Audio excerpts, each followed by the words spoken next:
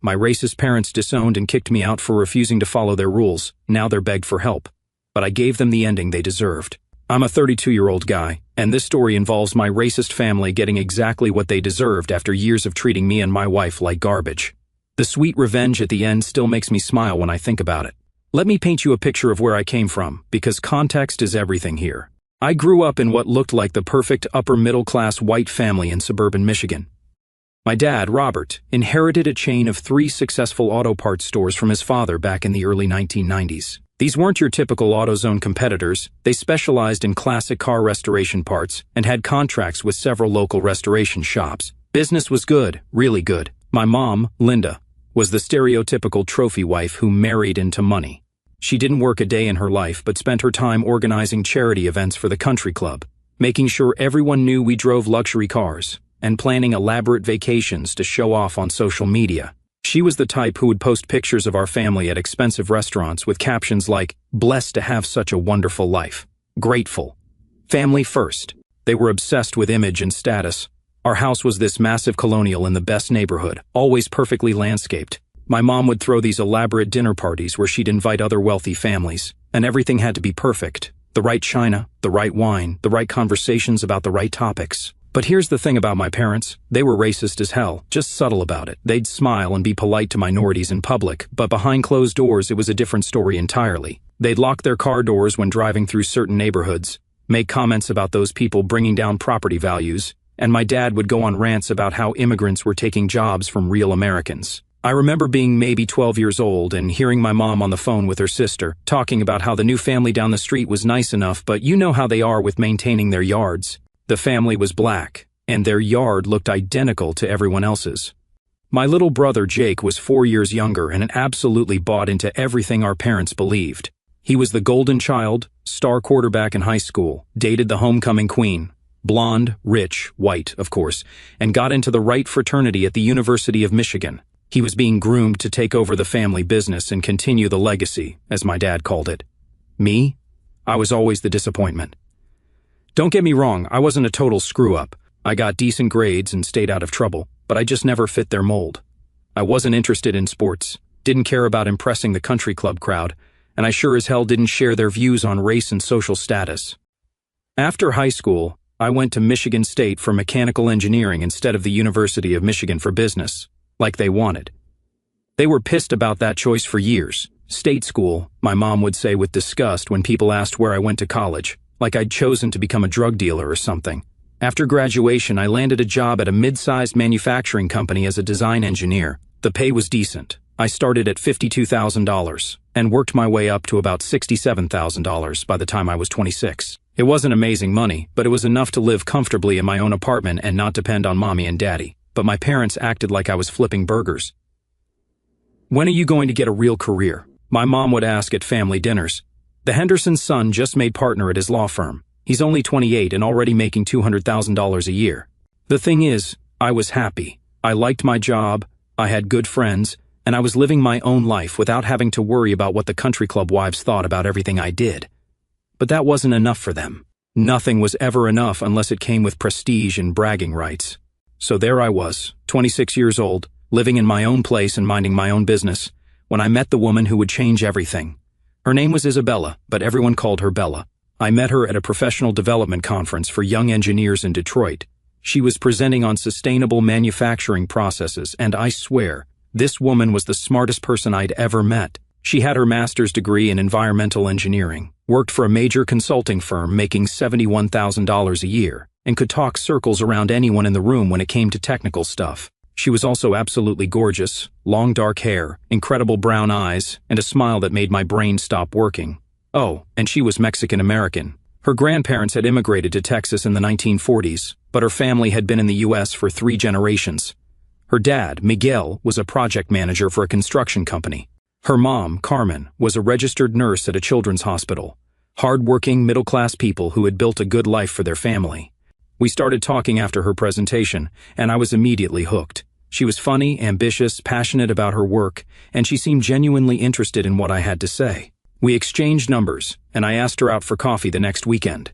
That coffee date turned into dinner, which turned into a movie, which turned into talking until 3 o'clock in the morning in her car outside my apartment. I hadn't felt this way about anyone before, ever.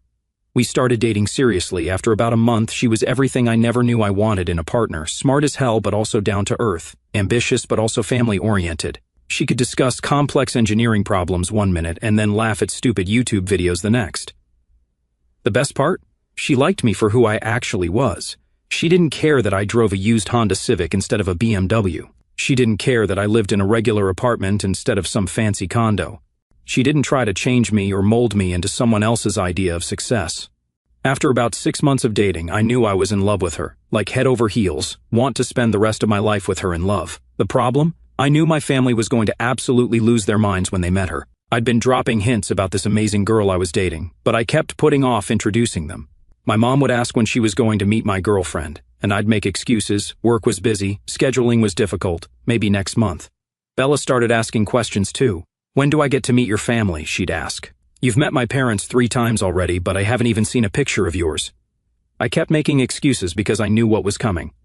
I'd grown up listening to my parents' casual racism my entire life. I knew exactly what they'd think about Bella, and it made me sick to my stomach. Before I brought Bella home, I tried to test the waters with my family. I'd mentioned casually that I was dating someone, maybe drop little details about her background to see how they'd react. Big mistake. One Sunday at family dinner, I mentioned that Bella spoke fluent Spanish in addition to English. My mom immediately perked up. "Oh, is she foreign?" she asked with that fake interested tone she used when she was fishing for gossip. "No, she was born in Houston," I said, "but her family is Mexican-American." The temperature in the room dropped about 20 degrees. My dad looked up from his plate with this expression I'd seen before, the same one he got when he watched the news and saw stories about immigration. "Well," my mom said carefully, "I'm sure she's nice." Jake, who was 22 at the time and still living at home, chimed in with something about how I should be careful because you know how. Those families are with money, like Bella was some kind of gold digger trying to trap me for my massive $67,000 salary. My dad didn't say much that day, but I could see the wheels turning. After dinner, he pulled me aside. "Son," he said, "you know I'm not prejudiced, but you have to think about your future. What happens when you want to have kids? They're going to be confused about their identity, and frankly, what are people going to think?" "What people?" I asked, even though I knew exactly what people he was talking about. "You know what I mean. The family has a reputation in this community. We have business relationships, social connections. This kind of thing reflects on all of us." I told him he was being ridiculous and that Bella was the best thing that had ever happened to me. He just shook his head, like I was a naive kid who didn't understand how the real world worked. "Just think about it," he said. "That's all I'm asking. Think about whether this is really worth potentially damaging your future prospects." I left that conversation knowing that introducing Bella to my family was going to be a disaster, but I also knew I couldn't keep making excuses forever. She was starting to think I was ashamed of her, which couldn't have been further from the Isaric. System. Truth. After 8 months of dating, I finally worked up the courage to bring Bella home for Sunday dinner. I tried to prepare her for what we were walking into. But how do you tell the woman you love that your family is racist without sounding like you're making excuses for them? I settled for telling her that my parents were traditional and might ask some awkward questions.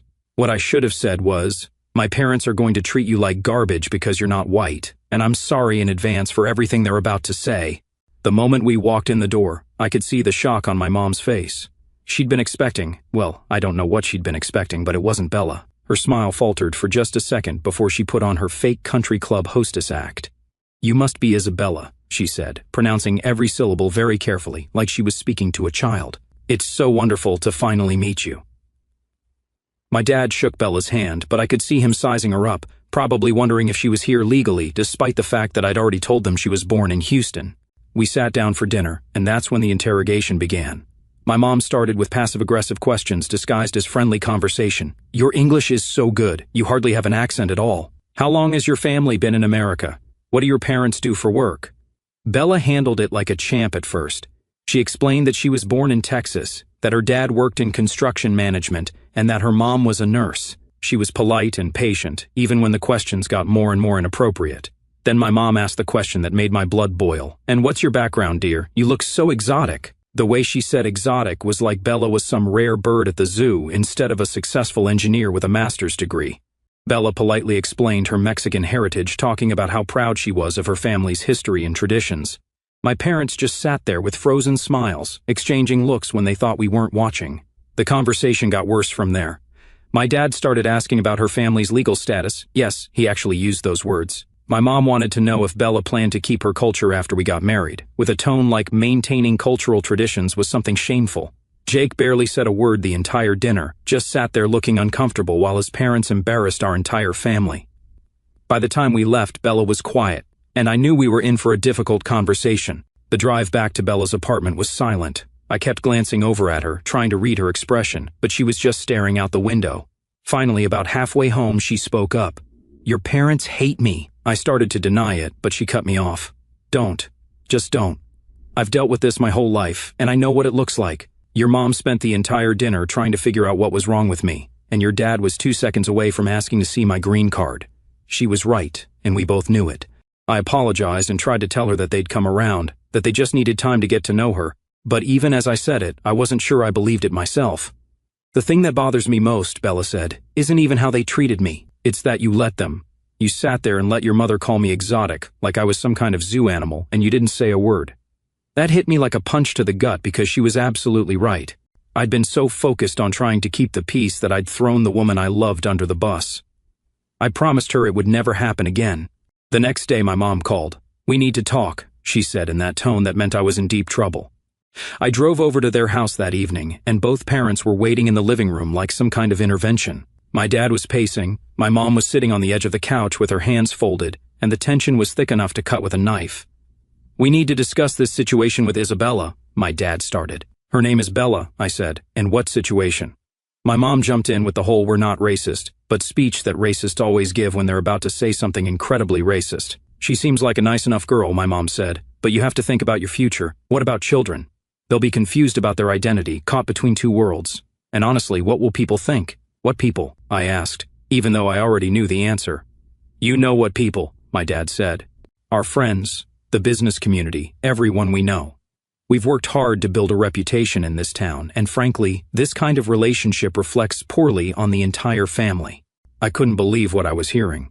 "This kind of relationship? You mean a relationship with someone I love?" My dad waved his hand dismissively.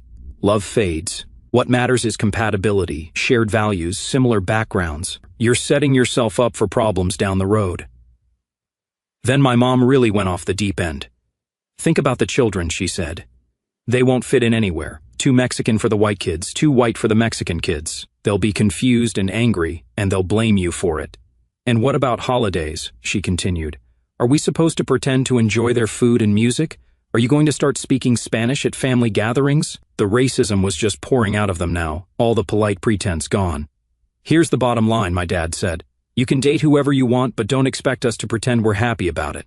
And if you're serious about this girl, you need to think about whether she's really worth losing your family over." I stared at them both, trying to process what I was hearing. These were the people who had raised me, who had told me my whole life that family was the most important thing in the world, and now they were giving me an ultimatum: choose between the woman I loved and them. "You're really going to make me choose?" I asked. "We're not making you do anything," my mom said, with fake tears starting to form. "We're just asking you to think about what's best for everyone involved." I stood up to leave. "I don't need to think about anything. Bella is the best thing that's ever happened to me, and if you can't accept that, then that's your problem, not mine." My mom started crying for real then. "How could you do this to us? What did we do to deserve this?" I looked at them both, these people who had shaped my entire childhood, and I realized I was seeing them clearly for the first time. "You want to know what you did to deserve this?" I said. "You raised me to believe that family was about love and acceptance, and then you showed me that you only meant love and acceptance for people who look like us. I walked out that day knowing that our relationship would never be the same." After that disaster, my relationship with my parents went from strained to practically non-existent. They'd call maybe once every few months, usually when they needed something or when guilt got the better of them around holidays. Bella and I got engaged a year later. I proposed at the same conference where we'd met during the dinner reception. She said yes, and we started planning our wedding immediately. My parents didn't come to the engagement party. They claimed they had prior commitments, even though I'd given them 2 months' notice. Jake showed up but spent most of the time looking uncomfortable and avoiding Bella's family. We got married 8 months later in a beautiful ceremony at a historic mansion outside Detroit. It was everything we dreamed of, about 150 people, amazing food, dancing until midnight. Bella looked absolutely stunning, and I felt like the luckiest man alive. My parents didn't come to the wedding either. Same excuse, prior commitments. This time, the commitment was apparently a weekend trip to Mackinac Island that they'd booked the same weekend as our wedding. The message was clear. Jake did come to the wedding, and he even walked Bella's younger sister down the aisle since her father was walking Bella. It was a small gesture, but it meant something to both of us. Maybe there was hope for him after all. The funny thing is, while my parents were busy disapproving of my life choices, things were going incredibly well for me. I'd gotten promoted twice at work and was now making $84,000 a year. Bella had also gotten a promotion and was making $78,000. We bought a nice house in a good neighborhood, took vacations to places we'd always wanted to see, and built a life we were genuinely proud of. We were happy, really, truly happy, in a way that had nothing to do with impressing other people or maintaining some image. Meanwhile, my parents' perfect world was starting to crack. The auto parts business was struggling as more people bought newer cars that didn't need the specialty restoration parts they sold. Online retailers were undercutting their prices, and my dad was too stubborn and set in his ways to adapt to the changing market. I heard through mutual friends that they'd had to lay off several employees and were having cash flow problems. My mom had to give up her weekly spa appointments and cut back on the elaborate dinner parties she loved to throw. But did they reach out for help or try to repair our relationship? Of course not, too proud and too convinced that they were right. Jake had graduated from college and joined the family business, but he didn't have the vision or experience to turn things around. He was good at following orders, but innovation and strategic thinking weren't his strong suits. The writing was on the wall, but they refused to see it. About 3 years after our wedding, Jake married his college girlfriend, Ashley. She was exactly what you'd expect from my family's choice. Blonde, came from old money, had never worked a day in her life but had strong opinions about people who did. They had a huge wedding that probably cost more than my parents could afford, but they had to keep up appearances. Ashley's family was even wealthier than ours, or at least wealthier than we used to be, and my parents were desperate to maintain their social standing. After the wedding, Jake and Ashley moved into a huge house that Ashley's daddy bought for them as a wedding gift. Jake was working at the family business, making probably $65,000 a year, and Ashley was playing housewife and planning charity events with my mom. They were the golden couple in my parents' eyes, everything Bella and I should have been if only I hadn't been so selfish with my choice of wife. For the first 2 years of their marriage, everything seemed perfect for them. They took expensive vacations, drove matching luxury cars, and Ashley posted constantly on social media about their blessed life.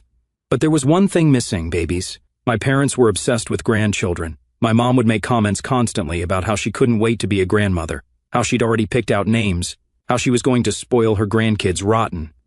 Ashley was equally obsessed. She'd been talking about having kids since she was a teenager, had their future children's names picked out, and had already decorated a nursery in their house. But months turned into a year, and a year turned into 2 years, and still no pregnancy announcement. I could tell it was starting to stress everyone out, though they tried to hide it. Ashley would make jokes about her broken biological clock, but you could see the desperation in her eyes. Jake started getting defensive whenever kids came up in conversation.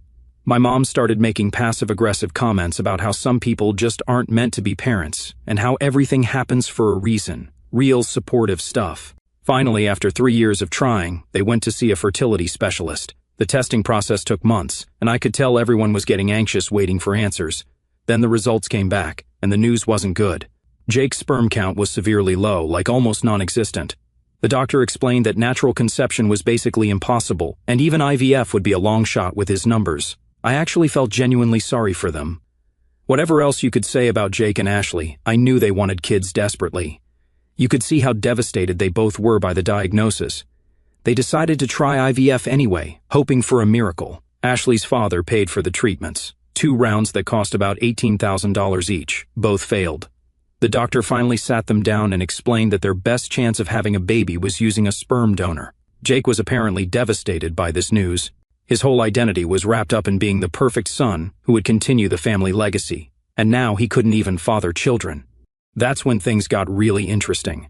I hadn't spoken to my family in months when I got a call from Jake. He sounded nervous, which was unusual for him.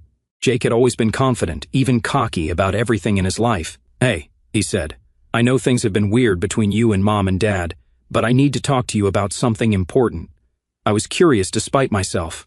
"What's up? Can we set up a video call? Me and Ashley want to discuss something with you. It's kind of a big deal."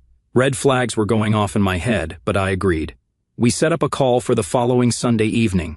When I joined the call, I was surprised to see not just Jake and Ashley, but my parents too. And there was another woman I didn't recognize, professional looking, probably in her 40s. "Thanks for joining us," Jake said, still sounding nervous. This is Dr. Sarah Martinez. She's a fertility counselor who's been helping us through this process. The woman smiled and waved. It's nice to meet you. Jake and Ashley have told me so much about you. I was immediately suspicious. Why would they need a counselor for a family conversation? So what's this about? I asked. Jake and Ashley exchanged a look, and then Jake started talking. He explained about the fertility issues, the failed IVF attempts, and the recommendation to use a sperm donor. I listened politely, genuinely feeling bad for them. Then Dr. Martinez started talking about family matching and genetic compatibility. She had charts and graphs showing success rates for different types of donors. One option that many families consider, she said, is using a known donor from within the family. It keeps the genetic lineage intact and ensures that everyone knows the medical history of the donor. I was starting to see where this was going, but I couldn't quite believe it. My mom jumped in at that point. We've been thinking about this a lot, she said, and we think it could be a wonderful solution for everyone involved. What solution? I asked, even though I was pretty sure I knew. Ashley started crying at this point. We want you to be our sperm donor, she said through tears. We want you to help us have a baby.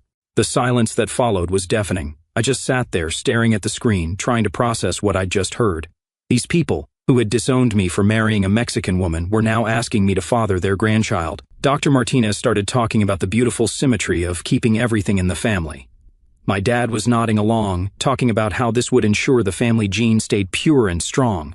But the thing that really got me was when my mom started talking about what a blessing this would be for me. You'd finally have a chance to contribute something meaningful to the family legacy, she said. Instead of wasting your life with that woman, you could help create the next generation of our family. That's when I lost it. Let me get this straight, I said. You people disowned me for marrying the woman I love. You refused to come to my wedding. You've treated my wife like garbage for years, and now you want me to donate sperm so you can have the grandchild you've always wanted? Ashley was sobbing harder. Now we're desperate, she said. We've tried everything else. What about Bella? I asked. Is she invited to this family reunion, or are we still pretending she doesn't exist? My parents exchanged another look. Well, my mom said carefully, she could certainly be involved as the baby's aunt. Aunt, I said. Not aunt-in-law, but aunt? So now you're acknowledging that she's part of the family?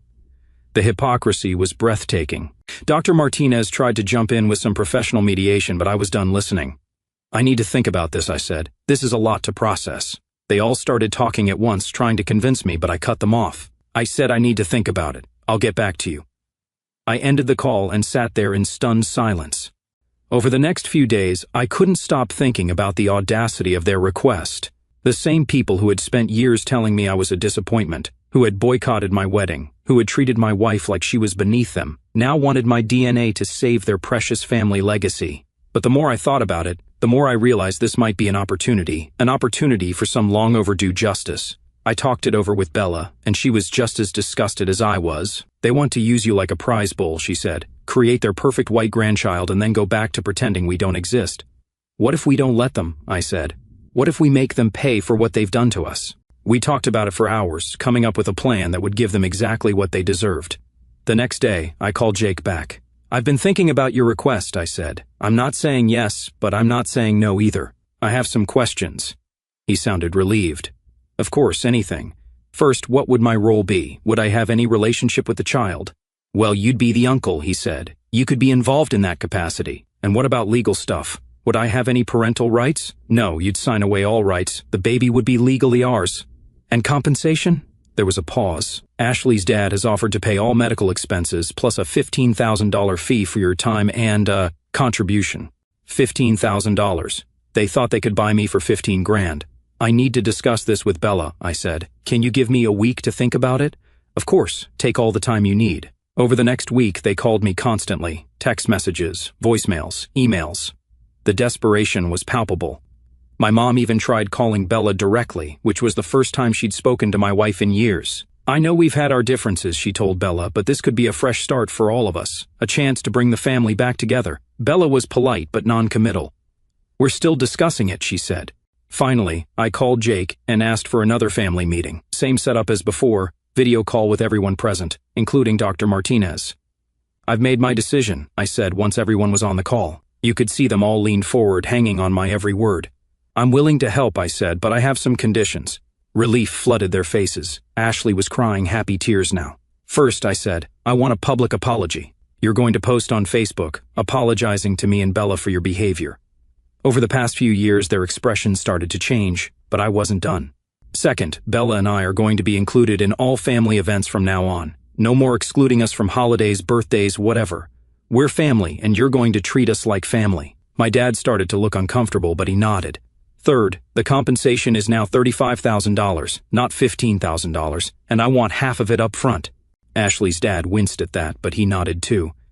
And fourth, I said, I want it in writing that I'll have regular contact with the child, not just as an uncle, but as someone who played a role in their creation. Dr. Martinez looked concerned about that last point, but everyone else was so desperate they were ready to agree to anything. Is that everything? Jake asked. Actually, no, there's one more thing. They all waited.